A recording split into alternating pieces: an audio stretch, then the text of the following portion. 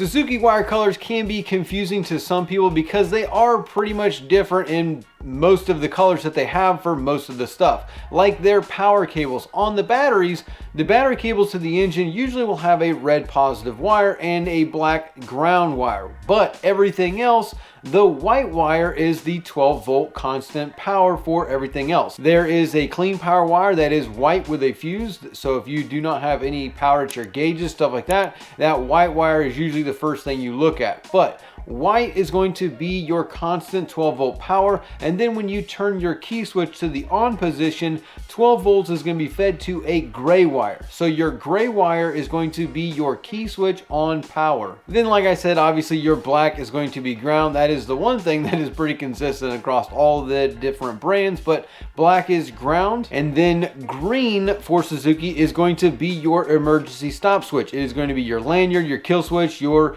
stop circuit is going to be a green wire. Now the brown wire is going to be for our start system, our start solenoid, or the starting circuit. But if you open up a control box, it is also the two wires that are going to your neutral safety switch. So whenever you see a brown, usually it has something to do with the neutral safety, or it has to do with your start system, which activates your starter when you hit the key switch to start.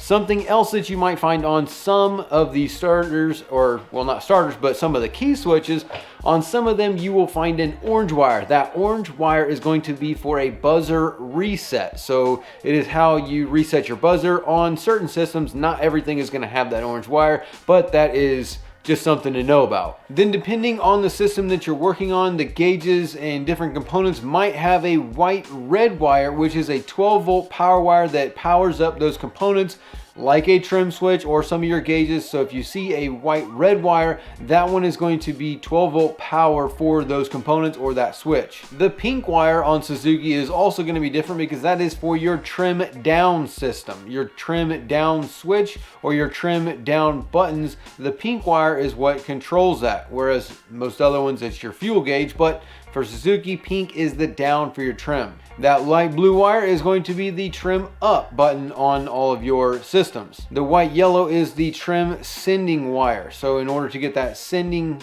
trim position for your gauge, that's the white yellow. And then your solid yellow is going to be your tachometer signal wire. So that is going to be all the colors for up in the helm. Now when it comes to their digital stuff, Suzuki is actually pretty easy to mess with because it is all plug and play, and the wire colors will be pretty much the same as far as the white and the gray being your power wires. Now everything else is basically a one connector or a NEMA 2000 style T connector that will power off all of your stuff. Now when it comes to the CAN circuit on Suzuki, it is a little bit different than it is on most others because most others use a white and a blue wire in order to communicate on their CAN network, but because Suzuki uses white as their 12 volt power, they use a white and a black for their CAN networks. So that gives one thing that is a little bit different when you're looking at their, basically it's a NEMA 2000 network, it's a T connector, but that is where it's a little bit different. Now, when it comes to the engine wiring harness, just like every brand, depending on what you're working on, you need to use a pinout for the engine harness because on bigger engines, 300, 350, stuff like that, it is going to be completely different on what the wire colors mean. They really don't mean anything at all outside of your main ones. Being your black is your ground, Suzuki is pretty consistent with using the gray being your key on power to power all of their components. So your injectors, the ignition coils, stuff like that is going to have that gray wire for the 12 volts to operate that component, as well as the black being the ground wire. But the signal wire, the color could be anything because depending on the engine.